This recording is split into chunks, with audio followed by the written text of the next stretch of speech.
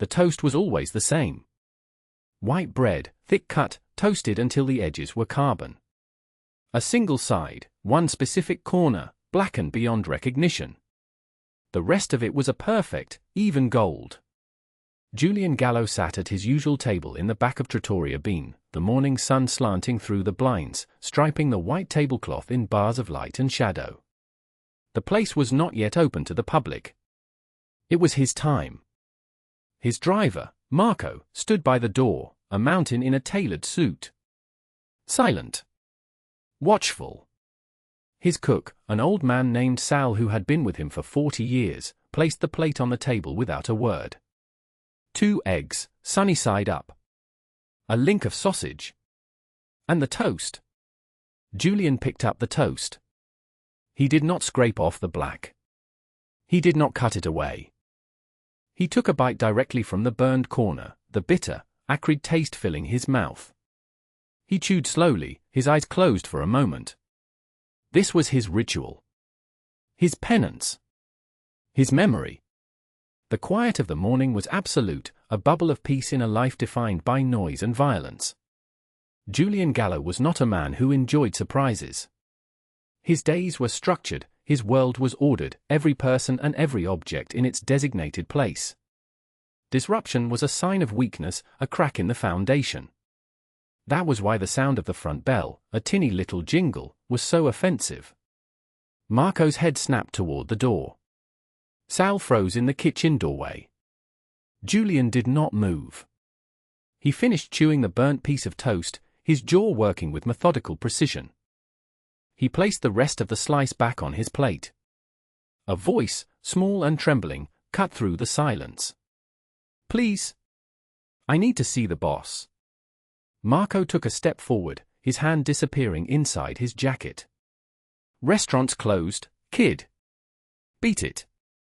The voice came again, a little stronger this time, laced with a desperation that was far too old for its high pitch. "I have money. I can pay. I need to hire him." Julian raised a single finger. "Just one." Marco stopped. He turned, his expression a mask of confusion, but his obedience was total. He looked at his boss, awaiting the next command. Slowly, Julian turned his head. Standing in the doorway, framed by the morning light, was a boy. He couldn't have been more than 8 or 9 years old. He wore jeans with holes in the knees that weren't for fashion and a t-shirt that was a size too big. His hair was a mess of brown curls, and his eyes were wide, green, and terrified. In his small, clenched fist, he held a wad of crumpled bills and something that glinted. The boy took a hesitant step into the restaurant, his gaze fixed on the man at the back table. He knew. Everyone in this neighborhood knew who sat at that table in the morning. He was looking at Julian Gallo. The old lion. The man who owned the shadows in this part of the city. The boy swallowed hard, his small shoulders squared with a pathetic, heartbreaking bravery. He held out his fist. "I need to hire you," he repeated, his voice cracking. "There's a monster. And everyone says you're the only one who can make monsters go away." Julian stared at the child. At the crumpled dollars. At the sheer, impossible audacity of it all. His world of rigid rules and violent certainties had just been invaded by a boy with holes in his jeans who thought you could hire the devil with pocket money. And for the first time in a very long time, Julian Gallo did not know what to do. Stay with me until the end, because what happens next is a lesson in the kind of strength that money can't buy and fear can't conquer. It's a story you won't soon forget. If you enjoy stories that find light in the darkest of places, do me a favor. Like this video, and hit that subscribe button so you don't miss what's coming next. And I'd love to know where you're watching from, so drop a comment down below and say hello. Now, let's get back to the story. Julian Gallo's world was built on a foundation of unbreachable rules. They were the commandments that had allowed him to rise from the gutter and build an empire. They were simple. Brutal. Effective. Rule number 1, business is business. Emotion is a liability. Rule number 2, loyalty is paid in loyalty. Betrayal is paid in blood. Rule number 3, the most important one, the one he never, ever bent: stay out of civilian lives. Their problems were not his problems. Their tears were not his to dry. His world was separate, a dark kingdom that ran parallel to theirs, and the two were never meant to intersect. You do not bring the wolves into the sheep pen. Not for any reason. And his final, personal rule, the one unspoken but understood by all: no women, no children. Their suffering was a line you did not cross. It was a sin that even a man like him would not abide. You did not touch them. You did not threaten them. You did not involve them. Ever. This boy, this child standing in the middle of his sanctuary, was a walking, talking violation of every single one of those principles. He was emotion. He was a civilian problem. He was a child in trouble. Julian studied him. The boy wasn't looking at Marco anymore. His eyes were locked on Julian, a plea and a challenge all at once. There was no guile in those eyes. No trick. Just raw, unvarnished terror and a sliver of hope that was so bright it was almost painful to look at. "What is your name?" Julian's voice was gravelly from disuse. He rarely spoke before noon. The boy flinched at the sound, but he held his ground. "Leo." "Leo," Julian repeated the name. It felt foreign in this room full of ghosts and unspoken agreements. "You say you want to hire me?" Leo nodded, his head bobbing with an almost frantic energy. "Yes, sir. I have payment." He took another brave step forward and unfurled his fist, placing the contents on the corner of the nearest empty table. It was for $1 bills, worn and soft as old cloth. A handful of coins. And a small, smooth, grey stone with a vein of quartz running through it that sparkled in the light. "It's all I have," Leo said, his voice dropping to a whisper. "The rock is for good luck. My mom gave it to me. But you can have it. If you help." Marco made a move, a slight shift of weight that meant he was about to intervene, to end this farce and remove the child. Julian's gaze flickered to him, and it was enough. Marco became a statue again. Julian's eyes went from the boy's pathetic offering back to the burnt toast on his plate. The smell of carbon and smoke. The taste of bitterness. He wasn't in a restaurant anymore. He was in a cramped, cold-water flat 60 years ago. He was a boy named Giulio, not much older than Leo, with a stomach that ached with a constant, gnawing hunger. His father was gone, a ghost claimed by the war. His mother, Elena, worked her fingers to the bone, scrubbing floors in the houses of men who would one day fear his name. Food was scarce. Bread was a luxury. Sometimes, at the end of the week, she would buy a small, precious loaf. She would toast it over the gas flame on their tiny stove, holding it with a fork. She was always tired, her hands unsteady. One side would always catch, turning black and brittle. She would always place the 2 pieces of toast on a chipped plate. One was perfect, golden brown. The other had the black, burned edge. "Here, Giulio," she would say, her smile weary but real. "The good piece is for you. You are a growing boy." She would take the burnt piece for herself. Every single time. She would eat the bitterness so that he wouldn't have to. It was a small sacrifice, a tiny act of love in a world that had offered them nothing but hardship. It was everything. He learned later, much later, that she often went to bed hungry, having given him her portion of whatever meager meal she had managed to scrape together. The burnt toast was a symbol of that love. A sacrament of her sacrifice. He ate it now not just to remember her, but to remember the helplessness. To remember the feeling of being a small boy in a world full of monsters, with only a mother's fierce, desperate love to protect him. He looked at Leo. He saw the same desperation in his eyes that he used to see in his mother's. He saw the same heartbreaking, defiant courage. This boy was trying to be the man of his house. He was trying to protect his mother. He was trying to eat the burnt toast. "Tell me about this monster, Leo," Julian said, his voice softer now. The story tumbled out of the boy in a torrent of whispered words, a confession of fear. His mother, Sarah, was sick. An illness that the doctors had big names for, but all it meant was that she couldn't work much anymore. The bills were piling up like snowdrifts. The landlord, a man named Silas, had been patient at first. Then he had offered them a loan. A helping hand, he had called it. The interest was impossible. The debt grew and grew. Now, Silas wasn't patient anymore. He came to their apartment. He yelled. He kicked the wall, leaving a dent. He said things to his mother, ugly things that made her cry after he left. He came yesterday, Leo whispered, his little body trembling. He said if we don't have the money by Friday, he's going to throw us out on the street. He said he'd take all our things. He touched my mom's arm and wouldn't let go. The boy's face crumpled, the facade of bravery finally cracking. A single tear traced a clean path through the grime on his cheek. She cries at night when she thinks I'm asleep, he said, his voice thick with unshed tears. I heard her praying. She asked God for a miracle. But I don't think God comes to our part of town. So I came to you. Silence descended on the room again. It was heavier this time, filled with the weight of the boy's story. Sal had retreated into the kitchen. Marco's face was unreadable, but his jaw was tight. He had heard the name Silas before. A small-time parasite, a bottom feeder who preyed on the weakest. Not part of any real organization. A freelancer in misery. The kind of man Julian's world usually ignored, unless he got in the way. But he wasn't just in the way now. He had crossed a line. He had put his hands on a mother. He had put fear into a child. Julian looked at the offering on the table. For dollars.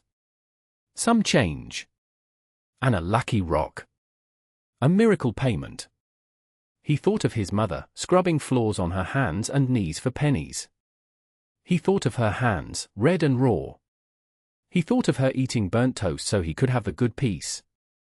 His rules were the bedrock of his existence. They were what kept him safe, what kept him in power.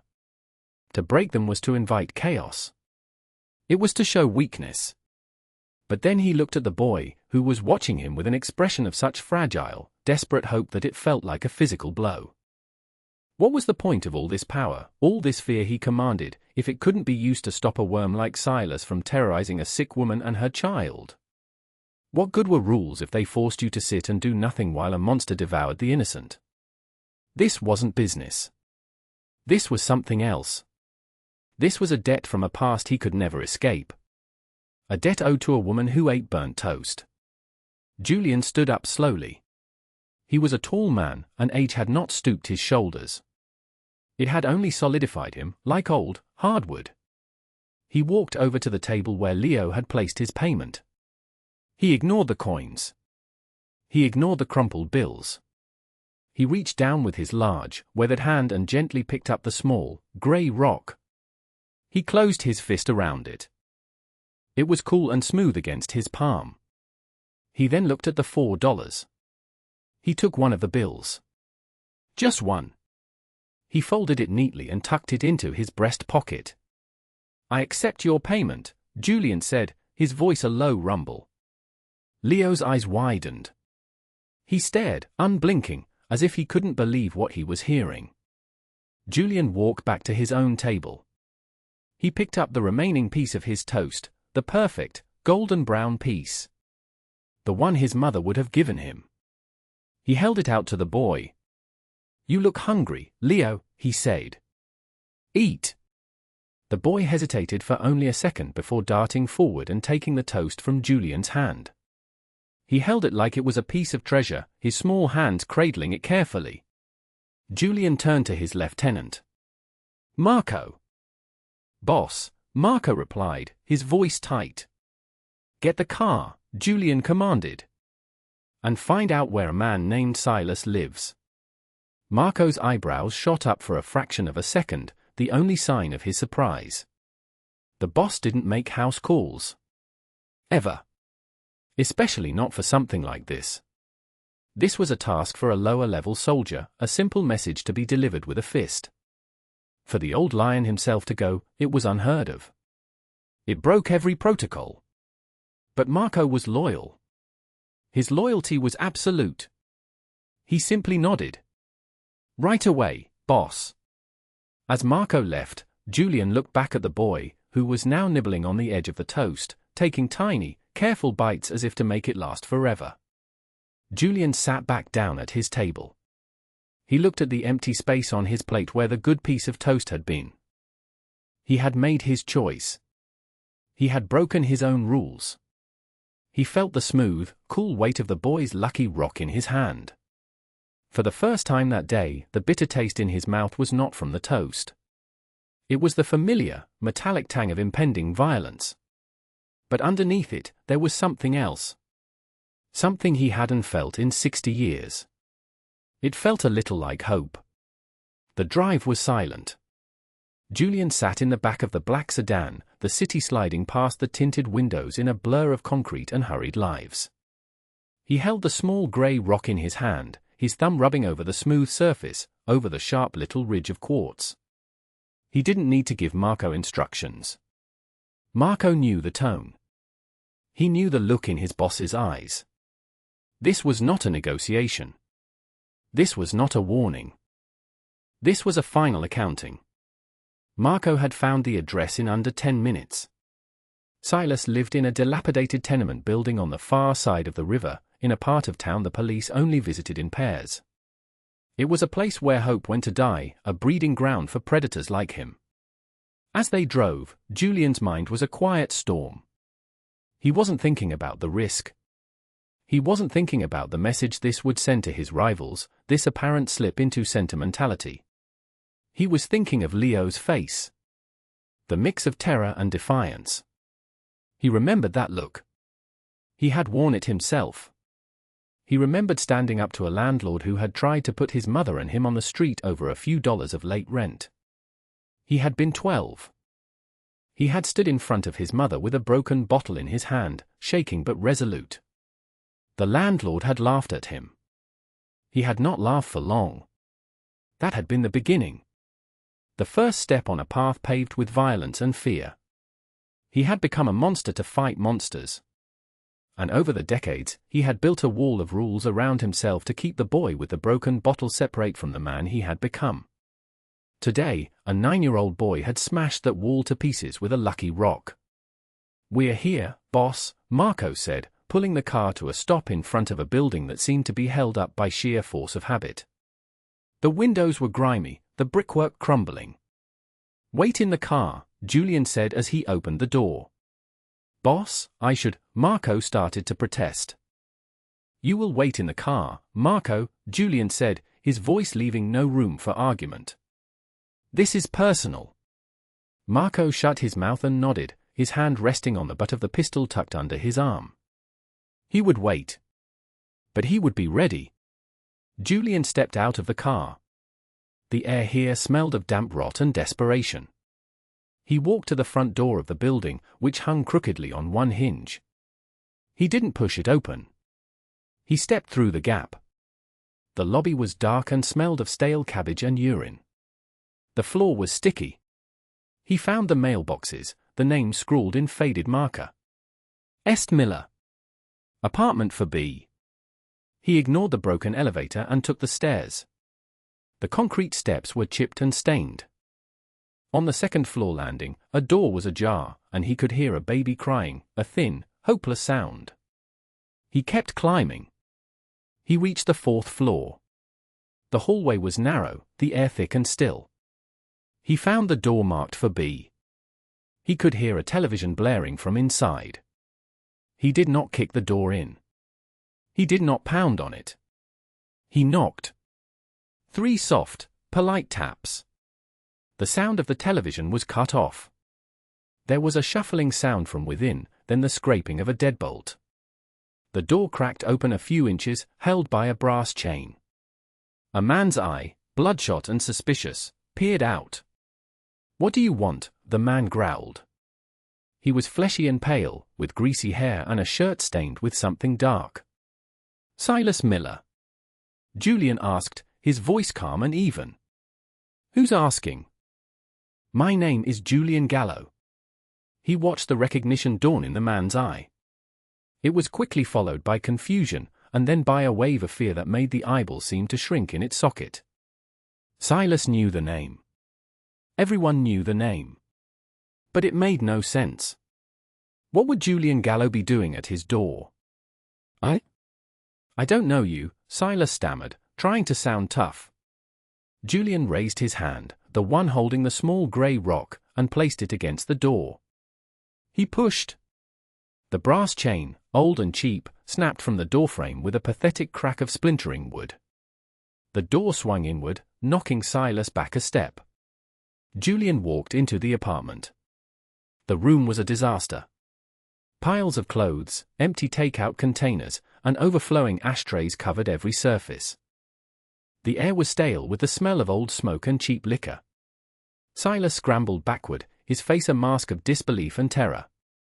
What is this? What do you want from me? Julian closed the door behind him, plunging the room into a dim, dusty twilight. He walked slowly toward the center of the room, his eyes scanning the squalor.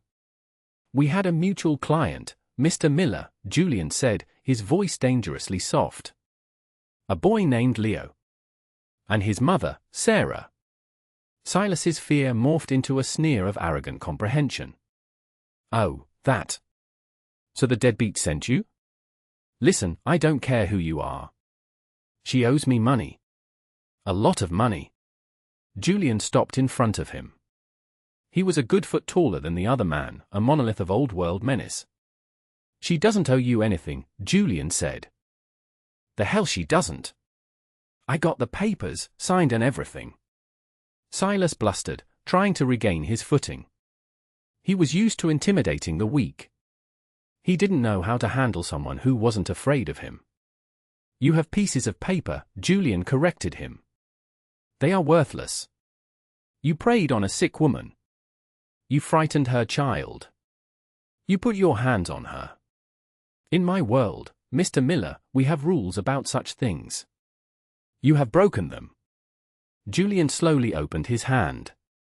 The small grey rock sat in his palm. A boy came to me this morning, he said, his voice a low whisper that was more terrifying than any shout. He came to hire me to get rid of a monster. He paid me with this. He held the rock out for Silas to see. He gave me his good luck charm because you took his mother's hope. He stood up to you, in his own way, because you are a coward who gets his courage from threatening women and children. Silas stared at the rock, then back at Julian's face. The last of his bravado drained away, leaving only pure, animal terror. He finally understood. This wasn't about money. This wasn't a business dispute. This was a judgment. Look, man, I didn't know she was with you, he pleaded, his voice cracking. I'll tear up the loan. I'll forget the whole thing. Just walk away. Julian shook his head slowly. It's too late for that. You see, the boy paid me for a service. And I always deliver. He took a step closer. Silas stumbled backward, tripping over a pile of magazines and falling onto his stained couch. He asked me to make the monster go away, Julian said, his shadow falling over the terrified man. He reached into his pocket and pulled out the single, folded dollar bill Leo had given him. He unfolded it and placed it gently on the coffee table, next to an overflowing ashtray. This is for your troubles, he said. Then, he reached down. The narrative states clearly that the threat was permanently closed. The problem of Silas Miller was solved in a way that ensured he would not be bothering anyone ever again. The ledger of his sins was balanced. Julian walked out of the apartment, leaving the door slightly ajar. He did not look back. He walked down the stairs, through the fetid lobby, and out into the daylight. The air had never smelled so clean. He got back into the car. Marco didn't ask a single question. He simply put the car in gear. Marco, Julian said, his voice even. Yes, boss. Stop at the market on 5th Street. The good one. Get a bag of groceries. Everything a person might need for a few weeks. Bread, milk, eggs, soup, some vegetables, and a bottle of children's vitamins. Marco glanced in the rearview mirror, his expression unreadable. Groceries, boss. And then, Julian continued, ignoring the question, go to the pharmacy next door. See if you can get a month's supply of whatever medications a woman named Sarah might need. Her son's name is Leo. Tell them Julian Gallo sent you. They will understand. I'll take care of it, Marco said. Julian settled back into the leather seat. He opened his hand and looked at the grey rock. A good luck charm. He had made the monster go away. Now it was time to help with the miracle. They parked a block away from Leo's building. It was in a slightly better neighborhood than Silas's, but the weariness and poverty were still etched into the brickwork. Marco got out of the car, carrying 2 large paper bags filled with groceries and a smaller white bag from the pharmacy. Julian watched him go. He was a good man, Marco. Loyal. He followed orders without question, even when they made no sense, even when they led him to buy children's vitamins on his boss's orders. Julian waited. He preferred to let Marco handle the initial contact. The sight of him on their doorstep might give the poor woman a heart attack. He was a spectre, a name whispered in fear, not a man who showed up with charity. After a few minutes, Marco returned and got back into the driver's seat. It's done, boss, he said. She was confused. Scared at first. I told her a friend of Leo's wanted to make sure they were all right. I told her the landlord wouldn't be a problem anymore. Did she believe you? I think so. She started crying. Julian nodded. He sat for another moment, gathering his thoughts. Then he opened his door. I'm going in. Wait for me. He walked to the building and up the 3 flights of stairs. The hallway was cleaner here. He found the apartment and knocked gently. The door opened a crack. A woman's pale face peered out. She looked like her son. Same wide, green eyes, though hers were clouded with exhaustion and fear. She was thin, her skin almost translucent. Can I help you? She asked, her voice weak. My name is Julian Gallo, he said quietly. Your son came to see me this morning. Her eyes widened, and she took a step back, her hand flying to her mouth. She knew the name. Of course, she knew the name. And it meant nothing good. Please, we don't want any trouble, she whispered, her body trembling. My son, he's just a boy, he doesn't understand. He understands perfectly, Julian interrupted gently. He understands that his mother needed help. May I come in? She hesitated, torn between fear of him and fear of being rude. She finally nodded and opened the door wider. The apartment was tiny, but it was immaculately clean. The furniture was old and worn, but well cared for.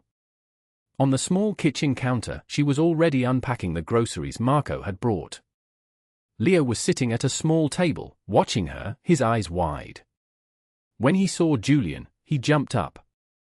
You came, he exclaimed. Julian gave the boy a small, rare smile. I told you I would. He turned his attention back to the mother, Sarah. Your troubles with Silas Miller are over, he said, his voice direct but not unkind. He will not be bothering you again. His claim on your debt is gone. Sarah stared at him, her face a mixture of shock and dawning hope.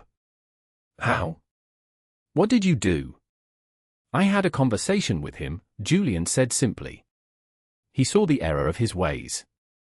She continued to stare, trying to process it. She looked at the food on her counter, at the medicine, at this powerful, dangerous man standing in her small living room. I can't pay you for this, she stammered, tears welling in her eyes. The groceries, the medicine. I don't have any money. She began to look around frantically, as if searching for something, anything, of value to offer him. You don't have to, Julian said. I've already been paid. He opened his hand and showed her the small, grey rock.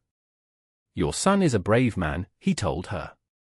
He gave me something of great value. He gave me his luck. That is a payment worth more than gold. Sarah looked from the rock to her son's proud, hopeful face. The tears finally spilled over, but they were not tears of fear or sadness. They were tears of overwhelming, unbelievable relief. "Thank you," she whispered, the words choked with emotion. "God, thank you." Julian felt a discomfort he hadn't experienced in years. He was at home in the world of threats and violence, of cold transactions and brutal consequences. This raw, unfiltered gratitude was a foreign language. It was Leo who broke the silence. He walked right up to Julian, his head tilted as he looked up at the imposing man. His expression was serious, a child's profound curiosity. "Mr. Gallo," he asked. "Yes, Leo? Are you a good guy? Or a bad guy?" The question hung in the air, simple and devastatingly complex. Sarah gasped, reaching for her son as if to pull him back, to shush him. But Julian raised a hand to stop her. He looked down at the boy. He thought of the things he had done in his life. The violence he had wrought, the lives he had ruined, the empire he had built on fear. He thought of the code he lived by, the lines he would not cross. He thought of the man he had just left in that filthy apartment across town. He considered the question with a gravity he hadn't afforded anything in a long time. Finally, he knelt down, bringing himself to the boy's eye level. It was an unfamiliar posture for him, a gesture of deference he showed to no one. "I am what I need to be, Leo," he said, his voice a low, honest rumble.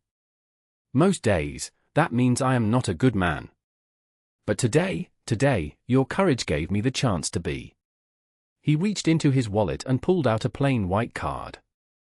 There was no name, no address. Just a single phone number, printed in black ink. He handed it to Sarah.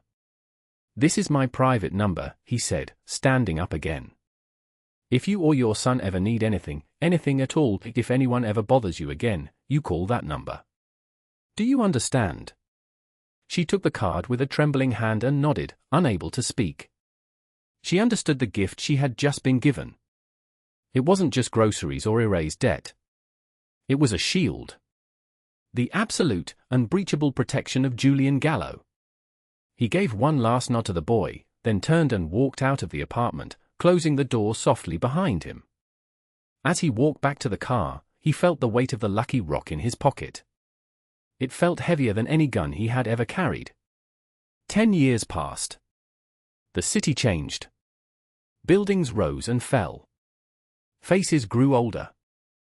The world spun on, indifferent. In a quiet, wood-paneled study in a large house in the oldest part of the city, Julian Gallo sat behind a massive mahogany desk. He was older now, the lines on his face deeper, his hair the color of snow. But his eyes were the same. Sharp, missing nothing. The room was a testament to his life. Framed photographs of his late wife, his children, his grandchildren. Mementos from a long and complicated existence. On a small, velvet-lined tray in the center of his desk, next to a gold pen set, sat a single, smooth gray rock with a vein of quartz running through it. It was his most prized possession. Every morning, Sal, now ancient and stooped but still his cook, would bring him his breakfast on a silver tray. 2 eggs, sunny side up. A link of sausage. And a piece of toast, one corner burned to a black crisp. Julian would eat the burnt corner first. Every single time. It was no longer just a memory of his mother's sacrifice. It had taken on a new meaning. It was a reminder of a boy named Leo. A reminder of a choice he had made on a sunlit morning in an empty restaurant.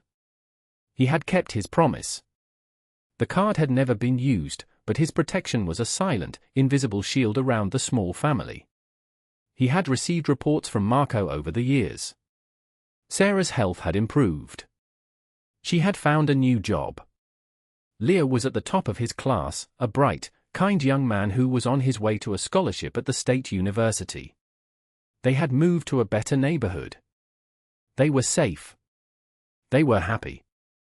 Julian had made the monster go away, and in its place, a future had been allowed to grow. He sometimes wondered what Leo thought of him now. Did he remember the fearsome old man in the restaurant? Did he understand the nature of the bargain he had struck? Or was it all just a half-remembered childhood dream? It didn't matter. The act itself was what mattered. The choice. In a life filled with shadows, it had been a single, defiant point of light. A rebalancing of a scale that had long been tipped toward darkness. True strength is not found in the ability to inspire fear or command obedience. It is not measured in wealth or power. Real strength, the kind that endures, is found in the courage to protect the vulnerable, to shield the innocent, and to stand against the darkness, even if you are part of it. It is the quiet, unseen choice to eat the burnt toast, so that someone else can have the nourishment they need to survive. For a man who had lived his life as a lion, the greatest lesson he ever learned came from the heart of a small boy, who taught him that the most powerful thing in the world wasn't fear but a simple act of kindness.